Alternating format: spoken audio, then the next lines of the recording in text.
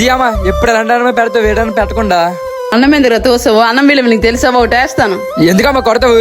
ఏంటి పిల్లల మీద అరుస్తున్నావు? వాడు ఏం చేస్తాడు నీకు తెలుసా? అంతా నాకు తెలుసు, నువ్వు ఊరుకో.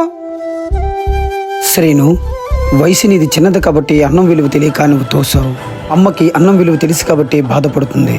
ఒక్క మాట అయితే చెప్పనా శ్రీను? చెప్పనా అన్న? అన్నము పరబ్రహ్మ స్వరూపమని సన్నారా. ఆ అన్నము లేక ఎంతో మంది ఫుట్పాత్ మీద, రైల్వే స్టేషన్లు, కాంప్లెక్స్లు ఆకలితో అలమటించిపోతున్నారా. ఆ అన్నం కోసమే డిగ్రీలు, ఎంబీఏలు, ఇంజనీరింగ్లు చేస్తున్నారా.